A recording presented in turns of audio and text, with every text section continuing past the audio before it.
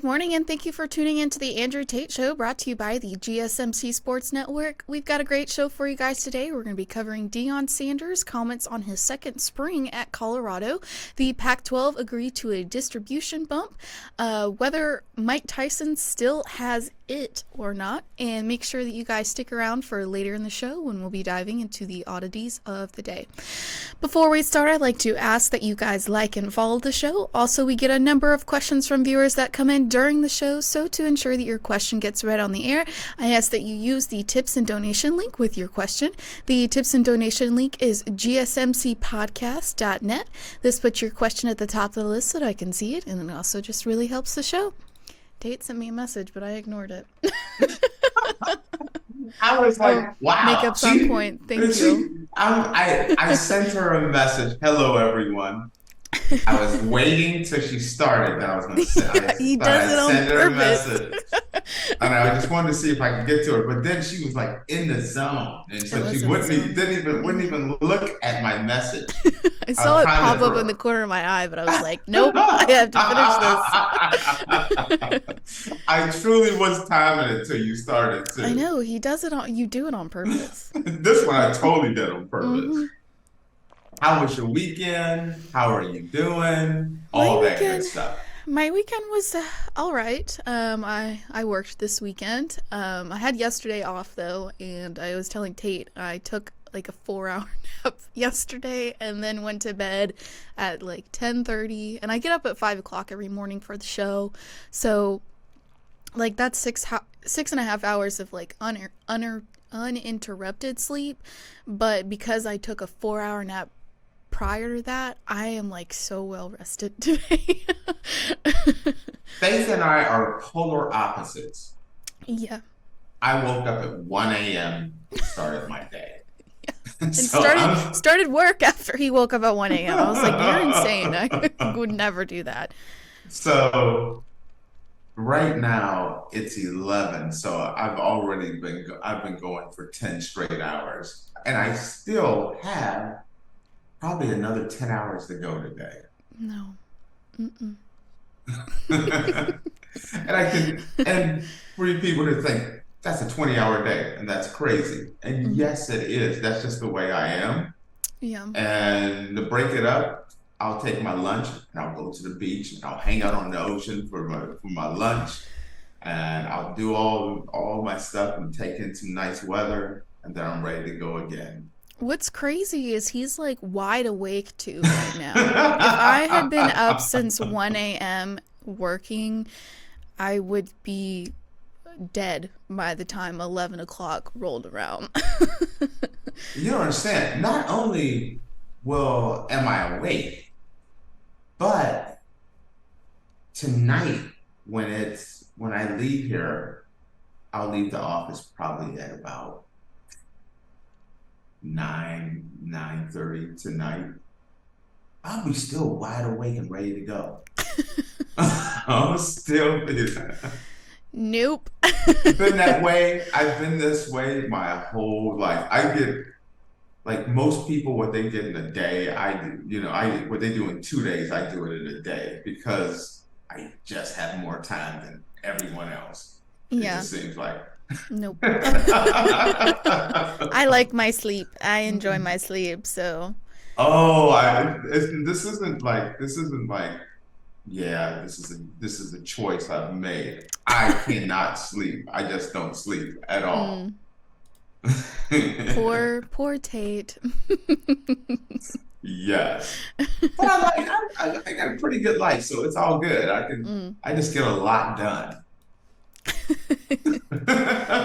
Yeah, you're All never right. behind for sure. That's one thing. If you guys knew what my life was like and how much stuff I have to do, and like I still have probably 8 more meetings to do after doing the show today. I mean, it's just I got a full schedule. Yeah.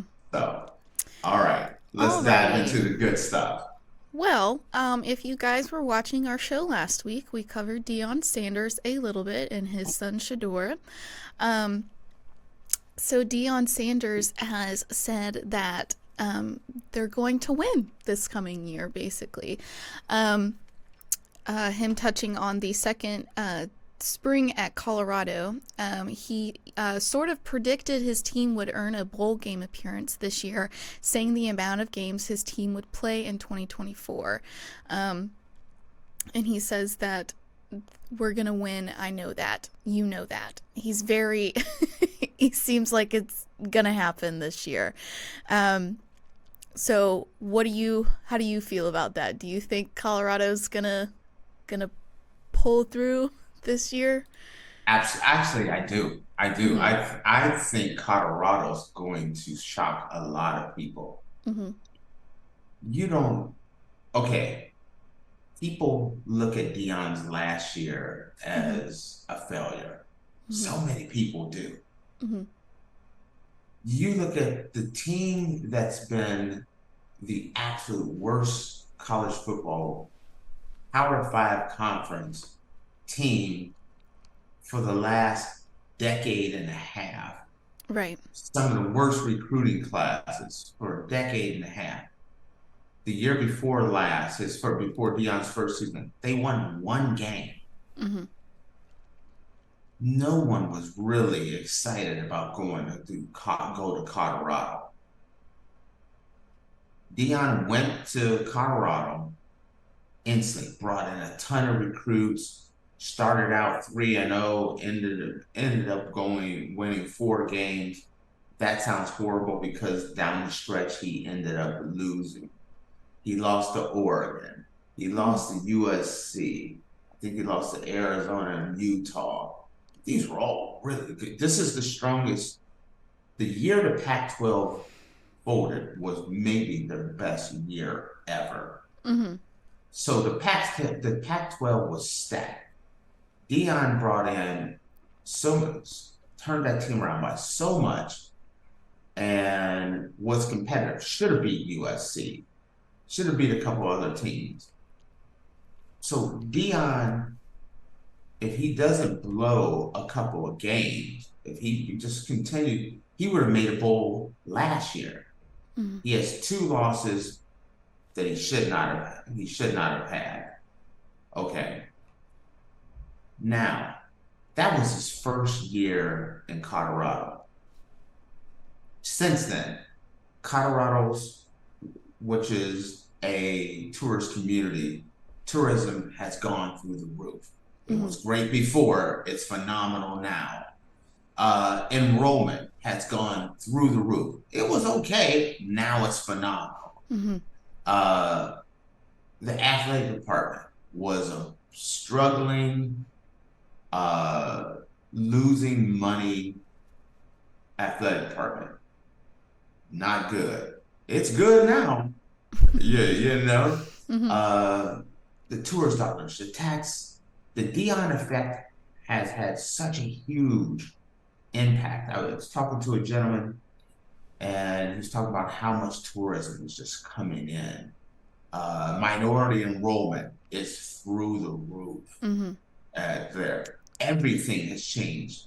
Not to mention, we talked about a big improvement that what he's done, but even this year, now they have an even better offensive line.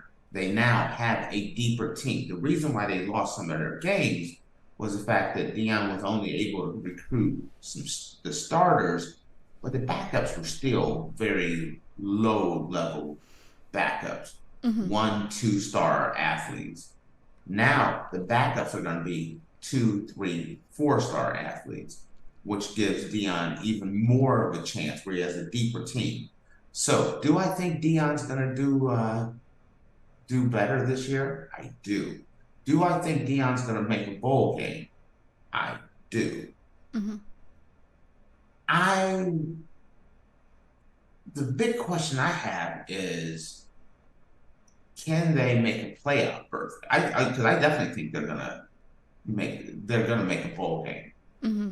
and that's not a compliment, by the way. I just want you to know that. I'm going to say this right out the gate.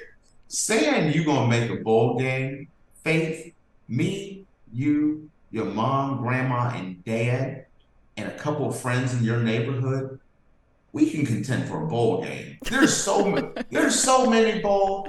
There has to be like there's a Cheez It Bowl, there's the Pop Tart Bowl. there are a lot of bowl games. I didn't honestly think about that until you just said that. So I know we can make the Top Ramen Bowl or something like that. You know what I mean? yeah, The Dumpster Diving Bowl. Some type of bowl out there we can make. I think you only need like 5 wins, 6 wins. You're guaranteed to make a bowl. Well, So they were close. They were close last year. right, that's all I'm saying. That's how close they were to making a bowl. So when Deion says, "Hey, Yeah, we're making a bowl," to come say that on, you're gonna we're make a making a bowl game, bowl. yeah. I mean, yeah, It could be. Don't be surprised if it's like the Colorado, community bowl. But there's gonna be a bowl out there yeah, with Deion's name on it. Does that make sense? yeah. You understand where I'm coming from? He's getting into a bowl. But the question is, can he make the college football playoff? This would be, in previous years, this would be an absolutely no way possible. But it is possible this year. I think he's on the outside looking in, and I don't see him getting into the college football playoff. But let's say Deion goes through, and last year they had one of the toughest schedules in the nation. If not, in my opinion, it was maybe the toughest schedule in the nation last year. This year, a much easier schedule. It's a much easier schedule. So if Deion can get there and have, let's say, a 3-loss season, is that enough to get him into a bowl game? Because not a bowl game, sorry. He's getting into a bowl game. Into the playoffs. That's the question that I have. I'm assuming he's getting there. I know that a lot of the sports reporters are like, well, Deion, you only won 4 games. They won 1 game. 100% improvement is 2 games. Yeah. 300%. 400% improvement from the previous year. The previous year, their average loss was 20-something points a game. Everybody spanked them before Deion got there. Now they had a very small margin when they lost.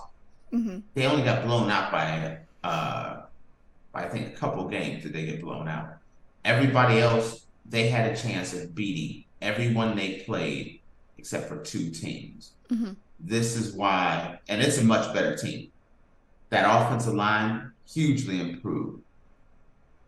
The old offensive coordinator, he kind of has moved on. He was a guy from Kent State University. I liked him. I wanted him to do well, but he didn't do well. They have a brand new offensive coordinator, a stronger offensive line. They probably have the deepest wide receiving core in the nation. I'm even saying better than Georgia, better than Alabama, better than Ohio State, better than Michigan. They have the best receivers in the country when you look at that. The question I have is, can they run the ball? Shedeur Sanders, his son, he finished the year. Wait, when I say someone's injured, what do you think? He got a sore rib. Maybe his knees hurt. He demolished his back, didn't he? Right, yes. It was pretty bad. He had a broken back. Yeah. That's how much he was just getting lit up. They brought in the #1 offensive tackle in the nation recruiting, brought him in. They brought in other 4- and 5-star offensive linemen. If they can protect Shedeur and run the ball, then they can contend for a playoff spot. But that all comes down to how much everything depends on that offensive line. If they give Shedeur some time, he's going to eat some teams up. If they can run the ball so that last year, Shedeur was sacked more than pretty much, I think it was more than any player in Division I football. They ran the ball the least effective in major college football. If Shedeur's not getting sacked and they're able to run the ball, they're going to win some games. So, yeah, I do see them contending. I just want to know are they going to contend for a playoff spot? Yeah. Well, it does. They did say that his back is all healed up, so he should be okay for this year and for their spring game in Boulder on April 27th. So, and since he's not leaving, because we talked about last week. Yeah, he's in. Yeah, since he's not leaving, I feel pretty confident with Colorado, honestly. Actually, it's kind of funny. This is before you joined the show. At this time last year, I was complaining, talking about Georgia and Alabama, Georgia and Colorado, because I was like, this is not right. How can you have a team like Colorado, who was the worst team in the nation, having one of the toughest schedules in the nation, and the team that was considered the best team in the nation, which was Georgia, had one of the easiest schedules in the nation. Absolutely one of the easiest schedules in the nation. And I had a big problem with that. Boy. Well, now look at... I can't say that this year. Georgia, what Georgia had last year, whoa. Our schedule is pretty tough this year. What cost Georgia last year was their schedule was so easy so that when they lost to Alabama, no one could because of the schedule. Could put them in. This year, Georgia's schedule's tough enough that even if Georgia lost twice, I still may stick them into the playoff. Georgia's schedule is tough this year, and so it's it's just those years. Sometimes I've had people talk about it was they set it up. They didn't want to see Deion win, so they stacked his schedule. They want to see Georgia win, so they made it easy. No. It's just how the schedule works sometimes. Last year, Georgia was easy. This year, it's a beast. Georgia the crazy thing when we're talking about Georgia is Georgia could literally be one of the 3 or 4 best teams in the nation. No, we are. And not make the playoffs. Yeah. That's because 3 losses is possible with them this year. Michigan, I'm a big Michigan fan. I don't see Michigan making the playoffs either. I think Georgia's making the playoffs. Want to make sure. I don't think Michigan's making the playoffs. I'm not sure about Deion making the playoffs.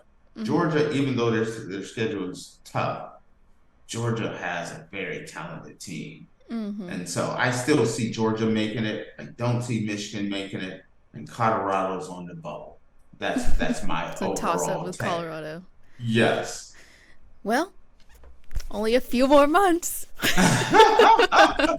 Okay, here's a question for you before we go.